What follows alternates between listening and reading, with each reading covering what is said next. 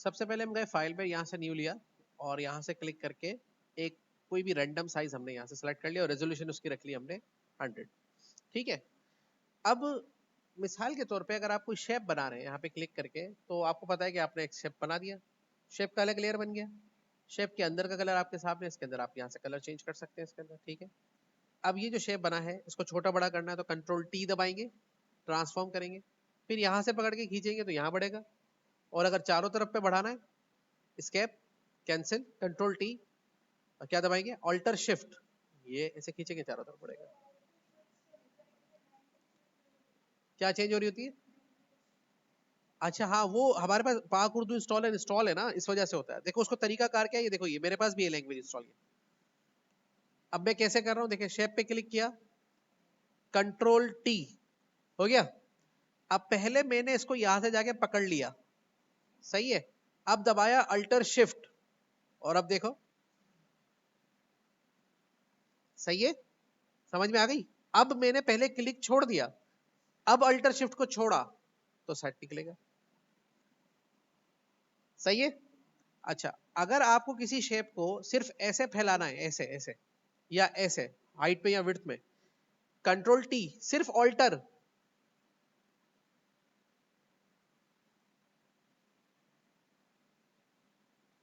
ठीक है, छोड़ के ओके। अब तो समझ में आ गई बात ये। अच्छा, अभी मैं इसको control Z control alter Z छोटा कर दिया इसको।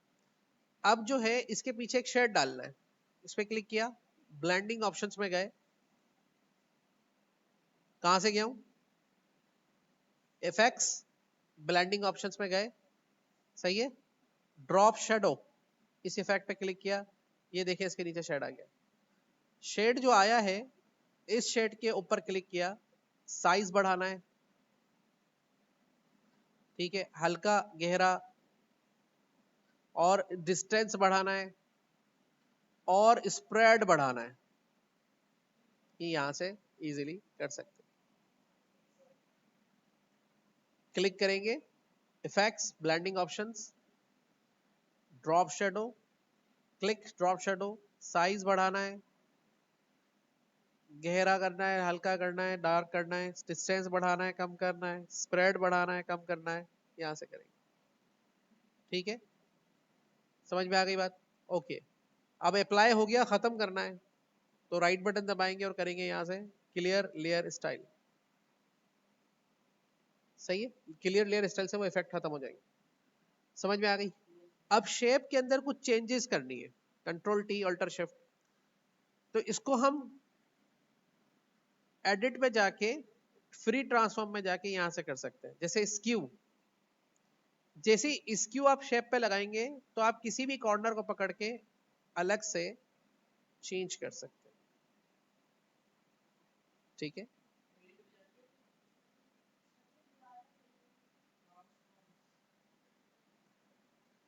एडिट में जाके ट्रांसफॉर्म स्क्यू, और स्क्यू करके किसी भी कॉर्नर से इसको पकड़ के हम ऐसे कम कर सकते, अप्लाई, ठीक है।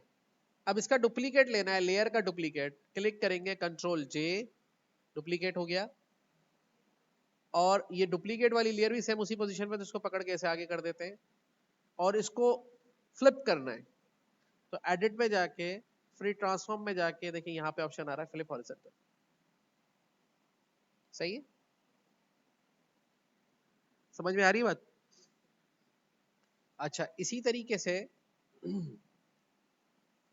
दोबारा फ्लिप करना है तो ऐसे फ्लिप कर लें, फ्लिप वर्टिकल भी कर सकते हैं इसको।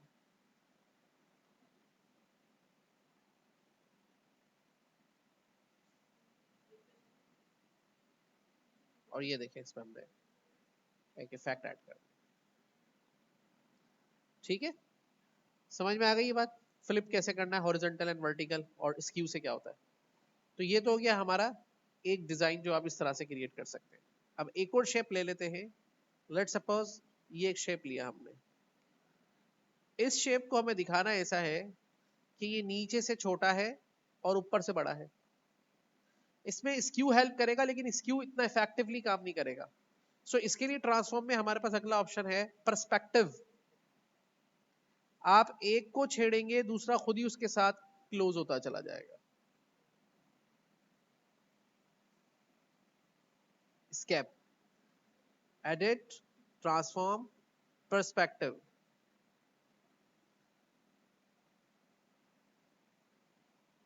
ठीक है, क्लिक करके अप्लाई कर दें, इसको इधर ले आए, इस पर एक ब्लेंडिंग ऑप्शंस में जाके ड्रॉप शेडो कर दें,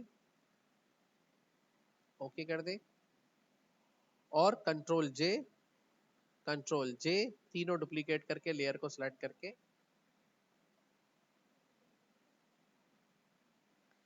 ऐसे सेट कर दें। सही है, तो ये चीज भी आप इस पे इजीली कर सकते हैं। पर्सपेक्टिव भी समझ में आ गया आपको। ठीक है, अब ये आगे असाइनमेंट में ऐसे शेप्स आपको बनाने पड़ेंगे, तो वो आप इन्हीं टूल्स के जरिए बनाएंगे। अब आता है डिस्टॉर्ट। क्या बनाना है? डिस्टॉर्ट में काम ये है कि ये एक शेप है, एडिट में गया, डिस्टॉर्ट पे क्लिक कर दिया। डिस्टॉर्ट में आप चारों पॉइंट्स को अलग अलग मूव कर सकते हैं। लेट्स सपोज इस पॉइंट को आपने ऐसे किया, इस पॉइंट को आपने ऐसे किया, इस पॉइंट को आप ऐसे लेकर आए, और इस पॉइंट को आपने ऐसे कर दिया।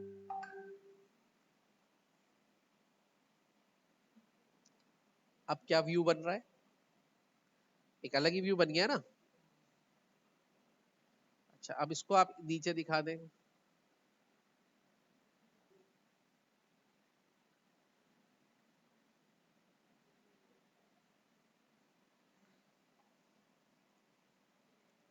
समझ रहे हैं बात को? अब इस पे क्लिक करें और इसको ब्लेंडिंग ऑप्शंस में जाएं, और उस पे क्या देंगे? Drop shadow.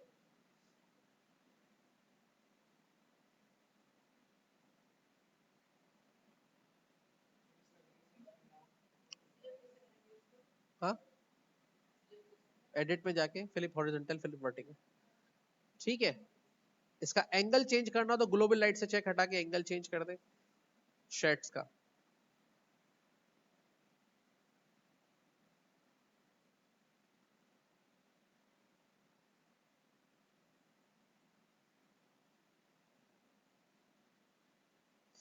इस तरह का शेप निकल आएगा। एंगल ये वाला रख लें, इसका आप ये एंगल रख लें, जो एंगल चाहे जहां पे रखेंगे उस एंगल पे ये इफेक्टिवली काम करेगा। ठीक है, समझ में आ गई बात ये? तो इस तरह से आप डिस्टॉर्ट कमांड को यूज कर सकते हैं। ठीक है, अब एक और कमांड बता रहा हूं आपको मैं। ये हमने एक शेप बनाया, अब कमांड है एडिट में जाके, ट्रांसफॉर्म में जाके, वार्प। इसमें बने बनाए वार्प्स है हमारे पास। लेट्स सपोज आप इस शेप को ऐसा बनाना चाहते हैं, इसको आप इस तरह का बनाना चाहते हैं, इसको आप इस तरह का शेप निकालना चाहते हैं, ये वाला शेप चाहते हैं आर्च पे, आप इसके अंदर इनफ्लैट शेप चाहते हैं। हर तरह का शेप इसमें बना बनाया मौजूद है। आपने उसको यहां से चूज करना है और उस शेप में इसको कन्वर्ट कर देना है। कस्टम करके भी कर सकते हैं, लेकिन कस्टम की फिलहाल हमें जरूरत नहीं है, अभी आप इसको डायरेक्ट ऐसे ही सीखे समझ। अच्छा, उसके बाद आपने आर्च बनाया। लेट सपोज इस आर्च में आपको इसका बैंड कम ज्यादा करना था, ये इसका है band, that is called band. अब इसका बैंड कम करें, यहां से ज्यादा करें, सही है। और बढ़ाना है तो यहां से ही वैल्यू को बढ़ाएंगे, बैंड बढ़ जाएगा। अब हॉरिजॉन्टल बैंड कम ज्यादा करना है और वर्टिकल बैंड कम ज्यादा करना है, तो यहाँ पे क्लिक करेंगे,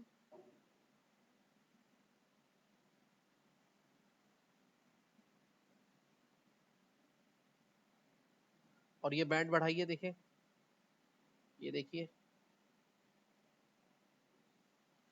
और वर्टिकल बैंड बढ़ाना है तो यहाँ पे देखिए,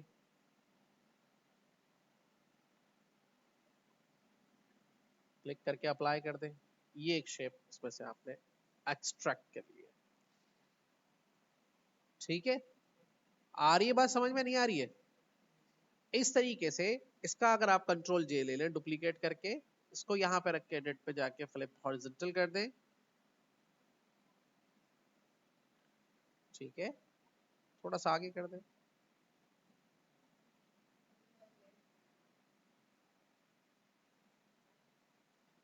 थोड़ा चुना हमने उसको हॉरिजॉन्टल एंड वर्टिकल ब्लेंड किया है ना, तो इस वजह से ये इस तरह का शेप निकल गया है।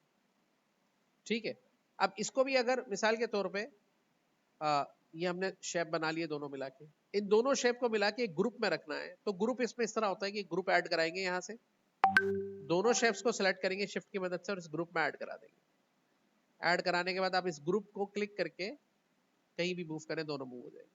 फिर खोले और इस ग्रुप में से इसको बाहर निकालना है तो पकड़ के इसे बाहर कर दे। अब ये इसके अंदर है और ये बाहर है। अब ग्रुप पे क्लिक करेंगे तो सिर्फ यही मूव होगा और उस पे क्लिक करेंगे तो सिर्फ वही मूव होगा।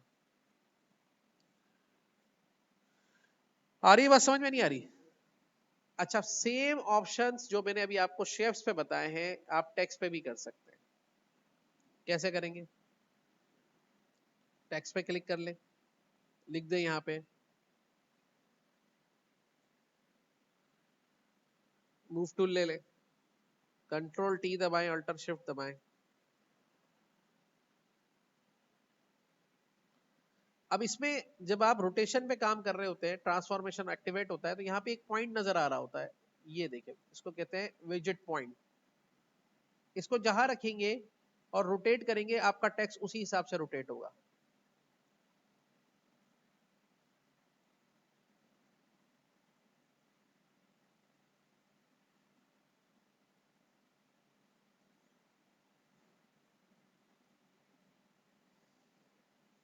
सही है?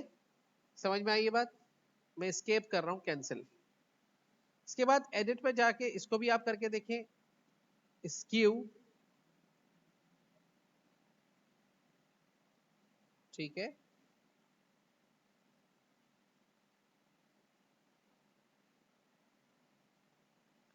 फिर स्केल,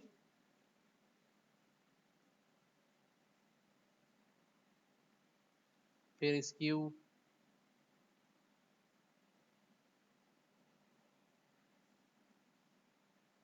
फिर स्केल, ऑल्टर दबा दे।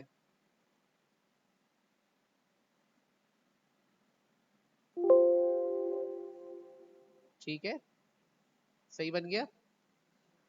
तो सब चीजें आप उस पर उसी तरह से कर सकते हैं जैसे कि आप टेक्स्ट शेप पर कर पा रहे हैं, इसे टेक्स्ट पे कर सकते हैं। सपोज टू बी पर्सपेक्टिव,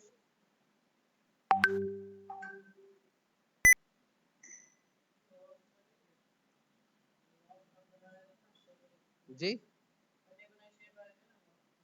हाँ, जो शेप्स बने बनाए उन पे भी हो जाएगा, सब पे हो जाएगा, पिक्चर्स पे भी हो जाएगा। अब अगर मिसाल के तौर पे इस पे स्क्यू काम कर रहा है, रोटेट काम कर रहा है, लेकिन डिस्टॉर्ट काम नहीं कर रहा है या पर्सपेक्टिव काम नहीं कर रहा है टेक्स्ट पर, तो आप क्या करेंगे? आप उस टेक्स्ट को राइट बटन दबा के दो चीजें कर सकते हैं, या तो उसको रास्टर पे कर दें, कन्वर्ट, रेस्टराइज कर दें, या कन्वर्ट टू स्मार्ट ऑब्जेक्ट कर दें।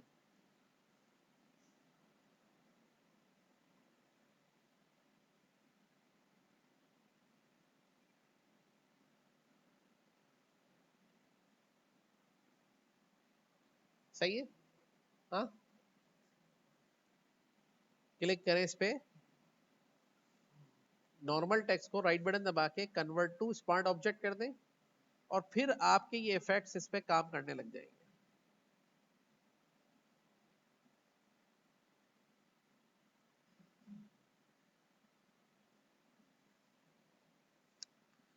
अब फॉर एग्जांपल ये करने के बाद आपको महसूस हुआ कि मुझे इसको चेंज करना है टेक्स्ट को, तो आप डबल क्लिक करेंगे स्मार्ट ऑब्जेक्ट वाले लेयर पे, वो आपको ओके देके एक अलग से फाइल खोल के दे देगा।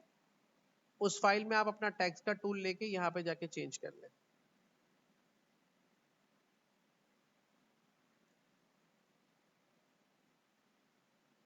मूव कर दे, टूल से कंट्रोल एस करें, सेव कर दें और इस फाइल को बंद कर दें।